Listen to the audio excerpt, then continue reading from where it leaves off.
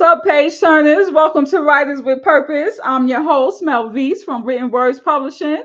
At Written Words Publishing, we envision a world where every storyteller, regardless of their background, has the opportunity to share their voice, shape narratives, and impact the world through the written word. So, if you value powerful storytelling, which I know you do, page turners, because you are here with us every week, do me a favor, like this video, follow this channel, subscribe to this channel, wherever you happen to be watching or listening. And most of all, make sure you share,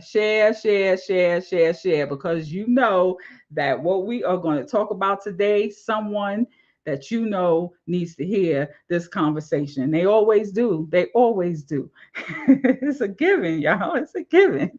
So if you ever wondered whether God is preparing you for marriage or preparing you before marriage, you're going to love this conversation. A Praying Wife in Waiting is an inspiring anthology filled with hope, wisdom, and real life experiences to encourage women during the waiting season. It's all about healing, growing, and becoming the woman God has called you to be before stepping into the role of a wife.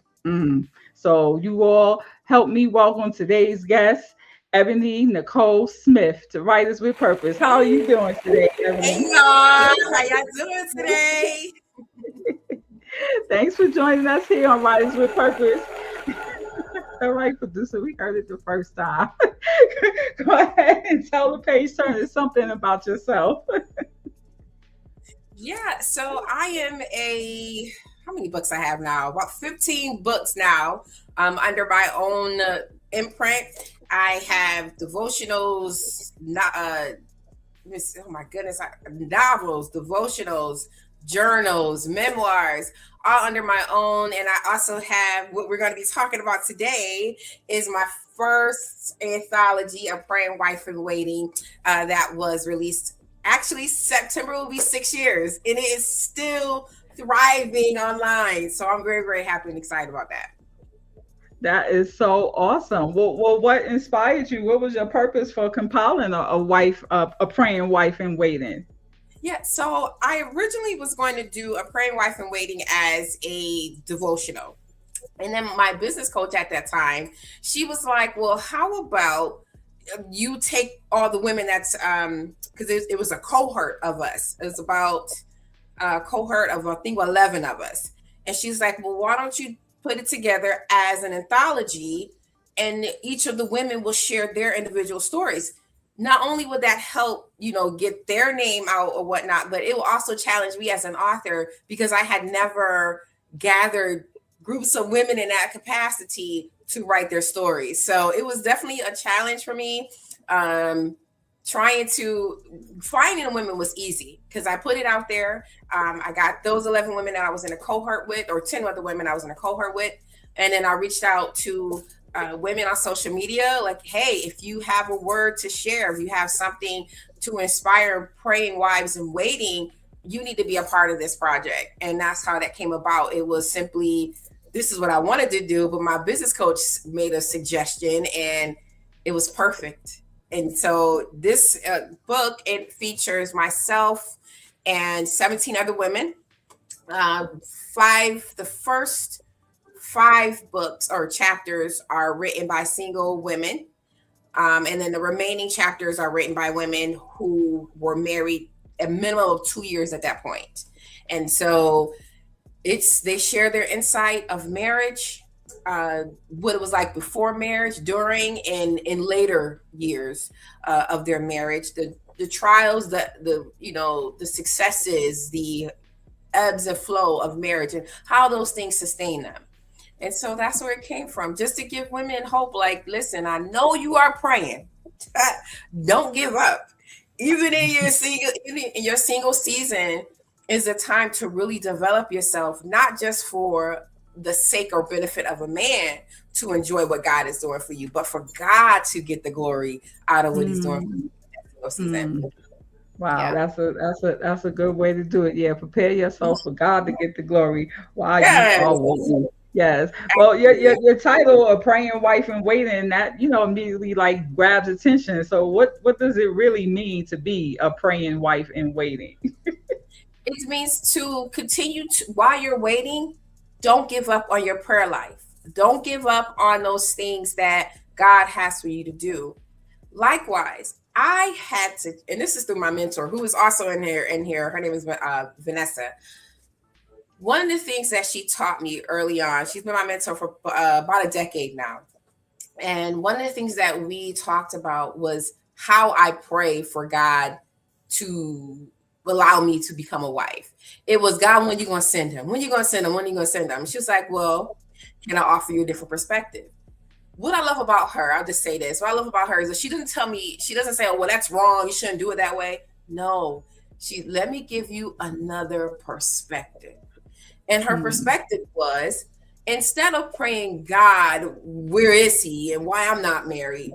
God, prepare me for my husband. What's in me right now that if my husband was to encounter it, he would be turned off. It would not be he would determine I'm not a good fit for him. Whatever it is, like one of the things that he did was my communication, because I was very passive aggressive. And the Lord was like, no, if something bothers you, if something is the matter, you need to address it now instead of later. Do you need to breathe and collect yourself? Yes, but it shouldn't be months later and you be like, well, on August 1st, you did, here it is, January 2027, and I'm talking about what happened in August last year. No, gather yourself and have the conversation, not just to speak to him, but to be understood, to be heard, which requires a mind that I have to be mindful of my words. I have to be mindful of my tone, and I got to remember who I'm talking to.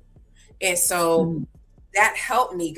He really helped me. I don't say God deals with me on anything, because when we say that, it's like, oh, I don't want to deal with this. And that's the last thing you want to deal with. No, he helps me. He walks me through things. He encouraged me through things. He takes, if I'm in the wrong, he's like, yeah, that's not working for me. And so he will make me pivot, and set me straight. So a praying wife in waiting is not looking at the glorious day of the beautiful day of a wedding, because that's one day. But if you in this for a long lifetime, you need to start praying for the lifetime. The wedding is a day. The marriage is a lifetime. And so that's why I pray for my marriage. I'm like, Lord, what is it that my husband needs that I could pray for now? And I remember it was a week. Okay. I remember asking the Lord, what can I, pray for? What can I pray for him? And he said, pray for stability. And the only thing I could think of was an unstable man is unstable, double-minded man is unstable in all his ways. So I used that day and I prayed for my future husband. The next day, the Lord said, pray for him. I'm like, oh, okay. What we praying for? Stability. So I literally had to research scriptures that focus on stability. And it was a week that God had me praying for that man. So I wrote it down in my journal. I have a journal called A Praying Wife in Waiting. And so I used the journal and I wrote in there, hey, dear future husband, I prayed for you for a whole week for your stability. I hope you are stable at this point. Let me ask you this real quick. So you said you released this book six years ago. So Yes. are you still a praying wife in waiting, or did you find your promised husband? Did your promised husband find you? I've dated. I've dated through the years, but yeah, I am still a praying wife in waiting. And that has been a test of like, Lord, I remember what you gave me to do. And I'm like, I'm still here waiting. So it can be times where I'm like, Lord, did you forget me? Did you forget the promise you made to me? And then there's other times where it's like, well, Lord, I thank you for covering me, because some of the men that I've met along this journey were the complete opposite of what I prayed for. And Mm-hmm. so I had to recognize it's okay to say, you know what, thank you for the interest, but I decline. And here's why. So that they're not like, oh, why does she she don't want to talk to me, blah, blah, blah, or why don't you want to talk to me, blah, blah, blah. Well, here's why. It's because you have too many children. It's because you don't want more children. If you got one or two, that's fine. But more than three, it's an immediate no for me. And what I recognize through my dating is that a lot of men that have children, well, I only met, one guy, his youngest was 8, and he was like, I don't want any more children. And I was like, yeah, I would not imagine you would. I couldn't imagine you would. So that I just told him, we could be friends if you'd like, but as far as dating to pursue me and the course of dating, I'll have to stop that. And that gives me a sense of that it shows me I have to be an active participant in my dating life. I can't just, a guy, I've met some fantastic men. When women say there aren't any good men out there, yes, there are. There certainly is a lot of good men out there. However, they just come with, I don't want to say baggage. They come with parts of their life that I'm not able to weave into my life, I would say. Mm-hmm. Yeah, that's true. I mean, I think that if you do happen to meet a good man, that does not necessarily mean that that good man is your man. Right. Yeah, So absolutely. And yeah. that's a part where I had to set my mind, like, just because we go on a date, he's nice, blah, blah, blah, that doesn't mean he's my husband. So let me go ask the Lord. And I remember Mm-hmm. asking the Lord specifically for this one guy that, I was like, Lord, he coming for me real heavy, like, and I'm liking this. Like, what are we doing? And I said, Lord, what do you want me to do with this man? And he said, be his friend. And this was 3 years ago. And now 3 years later, we're just friends. Wow. Because that's Wow. what he Yeah. wanted, his friend. And I'm Yeah. like, That okay. yeah, that speaks to the power of turning to the Lord and Yeah. asking him for guidance, asking him for clarity, asking him, yeah, for that direction, or just asking him, look, Absolutely. tell me, Lord, is he the one or not? Yep. Show me. Yes, Yes. and not, yes, and not, bowing down or backing down, or letting something slide that you really know later on in life that's not going to be conducive to everlasting relationship. So that's really good. That's really good.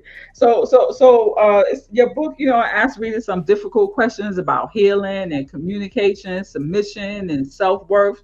Which of those things do you think women struggle with the most today, and why are they struggling with that thing? I would say the hardest part would be submission. And it's because now in today's culture, submission is seen as a bad thing. However, one of the things I learned along my journey was I can't submit to a man if I have not yet learned to submit to God. So Mm, if the woman is a woman of God and she has not yet submitted to God, she's not going to submit to a man. It's going to be foreign to her. It's going to be extremely difficult, and she will rebel. So what I've seen throughout this journey for myself was I wasn't submitted to God completely, totally, like I thought I was. And then when I had to go through the process of submitting to him, it was like, okay, it was certainly a whole bunch of trust. I mean, mm, so much trust in the Lord where I was like, the Lord, if it was 2 o'clock in the morning, the Lord said, go outside, stand at the end of your driveway. I'm trusting that when I walk out, when I disarm my home, unlock my door, walk out, walk up the driveway, that he's going to protect me and I'm going to be safe and I'm going to do what it is that he called me to do. But it required so much trust in him to actually follow through with what he has said. And it also, in that process of submission, it takes laying down everything that I wanted to do and just saying, mm, Lord, I lay down my plans, my ideas, and I laid at your feet. Whatever is not aligned with you, yes, I might cry because I wanted to do it or I wanted it, but I promise you, just give me 5 minutes, Lord, to get out, get this out, and then I'm all in for you. And then that's how it works. It would be submitting to God Submission. first, Okay. and Yeah, then submission to God first. Yeah. yeah, Yeah, it'll be because easier. if you can submit to God, then you should be able to submit to anybody because God is the highest power. If you can't submit to Him, who can you Yeah, submit to? who can you Yes, submit to? yes, Absolutely. that makes perfect sense. That makes real perfect sense. Yeah. So what would you say to the women who are watching who feel discouraged because they've been waiting for so long? Like, what do you want them to hear today? Oh, honey, you should wait long instead of marrying wrong. Listen, one thing I don't want to. How can I say? I pride myself on my weight, and I say that because when God says, "Here you two are, y'all can now. This is for my glory. This is going to bring an enlightenment to my. This is going to bring people to my kingdom. This marriage is for my purpose." I would rather wait as long as God need me to do instead of marrying the wrong man. And now I'm praying for God to get me out of this mess. And it reminds me just now. I'm reminded of Jonah and the big fish. God told Jonah to do a thing. Jonah went against what God said, and then he had to pray his way out of it. I don't want to pray my way out of something God didn't put me in. Mm, He might mm, just be there for 3 days. Some 3 days might be 3 years, 13 years, 23 years. I'm good on that. So no, just if you are in your waiting season, wait long, wait prayerfully, do the things that you love to do in your life. That way, when your husband finds you, he's not finding you doing nothing. He's finding you busy. He's finding you enjoying your own life. He's going to have to look at you and say, how can I add to her full life? How can, mm. instead of asking you, what do you bring to the table? He's already looking at your life and like, well, whew, what can I bring to her table? What can I add to her life? How can I help her in whatever it is she's doing? And so it just gives you a full life. And that way you can lean in on your friends, lean in on your family. If you love to travel, go ahead and book. I'm gonna tell you this, I love to travel. I got 2 trips next year. June, I'm going to Chicago for 5 days. And then for my 45th birthday in November next year, I'm going to Rome. Everything's already planned. So Mm, it's on. I'm doing what I love to do. I'm not only existing, but I'm living in my single mm, season. And I'm mm, praying and leaning into the Lord along the way. Do I have moments of loneliness? Absolutely. Absolutely. But what I learned is that I don't want to be in just anybody's company when I'm lonely. So I go into the presence of the Lord. And I know this sounds cliche, like, oh my God, da, da, da, da. But I promise you, every time I have a bout of loneliness and I'm in the Lord's face, it keeps me covered and safe that I'm not, because I can call somebody. It's not a mm. problem to reach out, hey, what you doing? No, but because I know that won't be productive for what I want to do. It won't be productive. It'll be counterproductive to the work that I've done. So yeah, if That this is your that makes season, wait, sense. Yeah. just So wait this long, is instead of marrying wrong. yeah, see, yeah, wait, yeah, that's true. It's worse to have to go back and try to fix something that you could have did right the first time. You wouldn't Yeah. even have to Oh, go through all that if you had just waited to do it right the first time. That makes so much sense, so much sense. It's crazy though because it makes so much sense. But then look at all the people that they just end up having to go back and redo it. yeah. But all is I don't want to well. do that. Yeah, just pray, pray, pray, pray, and wait, and have fun while you Yeah, waiting. Develop yourself yeah, while you waiting. Become who you're going to become while you waiting. So when you all do absolutely. cross paths, y'all can be in sync, and you can fill in his blanks, and he can Yep. fill in your blanks, and y'all can be 100% whole together. There you Perfect, go. perfect. That's right. Yeah, I Yep. love it. I love it. Well, real quick, let us know. I've worked with other visionary authors on anthologies, and I've seen all type of obstacles obstacles. What was your biggest obstacle in compiling an anthology? I Oh, would girl. say I, I look at you. I didn't mean to make you have that flashback right there, but you know, we got writers and sisters. Y'all know I can see it all on your face.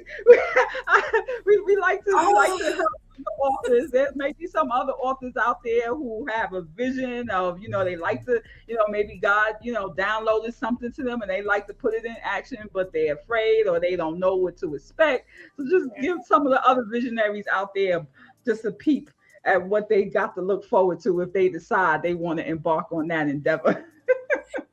different personalities. You when you are talking to your authors, because I did I'm actually doing another one now. We're looking to release this in August. So not August, but October. Different personalities. And some women find this to be challenging to write, and some find it to be easy. Some make it a priority, others don't. And so when it comes to meeting deadlines, that could be an issue. But I would say the different personalities, especially when we did the group coaching, we did I did it twice a month, and yeah. I would say that the different personalities that you work with, and keeping women on track. Hey, here are our deadlines. This is what I need from you on this date. I need your headshots. I need professional headshots. Don't send me a selfie because I'm not going to accept it. I know it's cute of you in your car with your seatbelt going across the chest, but we cannot use that for branding, to market the book, and things like that.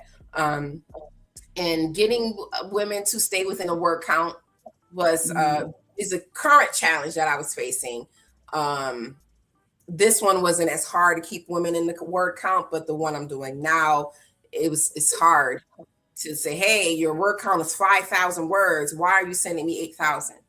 You got to get rid of 3,000 words, ma'am.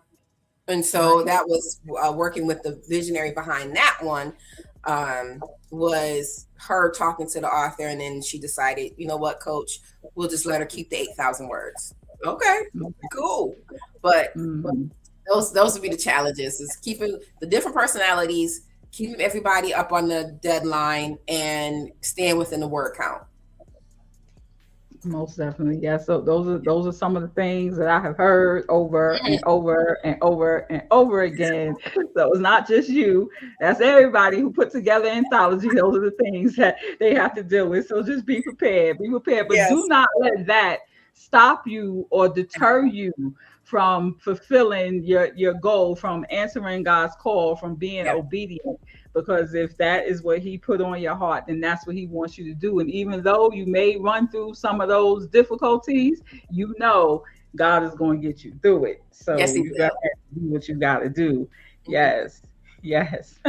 Great. Well, let the page turners know where they could purchase a praying wife in waiting. Yeah, so right now it is available on Amazon.com. You could just search my name, Ebony Nicole Smith, or you can search A Praying Wife in Waiting, and it'll be available there for you. And yeah, that's it, just on Amazon right now. All right, great. And if anybody wants to get in contact with you or follow you on your journey, and maybe even looking to be a part of any of your future, anthologies or anything you got going on, maybe even searching your services, where can they reach you? Yeah, so you can find all about me on my website, ebonynicolesmith.com. And you can connect with me through email. If you want to have a conversation, you can book a 30-minute session with me completely for free. And then I also have other sessions that are pick my brain. If you wanted to get deeper into your project, we can have that conversation as well. But on my website, ebonynicolesmith.com, or I'm Googleable. I tell you, I'm Googleable. If you Google Ebony Nicole Smith, it will come up with a lot of different things. So yes, that's great. Yes, Google her. Google Ebony Nicole Smith. I'm Googleable. Yes, great. That's so great. Well, thank you so much for coming on Writers with Purpose. I appreciate you being a guest here on the Thank you. show. And all you page turners out there, y'all go ahead and share this video because there's some praying wives out there waiting, and they need to hear this conversation. They need that encouragement. They need that inspiration. They need to know that all they gotta do is pray to be ready. Ask God, what do you want me to pray for my husband today? Go ahead and pray for that man because eventually you all are gonna cross paths, and make that connection. So yes, that's great. Thank you Oh, so much, I'm gonna Ebony. say this Thank real you. quick. Uh One huh. thing I said, Lord, what is the purpose of our marriage? And he told me. Mm, So I would mm, say, if you in your waiting season, ask the Lord, you're covering me for this man. You're making me wait for this man. What is the purpose of our marriage? And when mm, you know the purpose, when y'all get married, when hell starts to rise up, you already know it's coming against the purpose. That's So true. do That's that. true. Ask him. Wow. Ask him. Oh, I'm gonna add that to my prayer list tonight. Lord, what is the purpose of Yes, our marriage? Tell me yes, now so I yes. can be ready.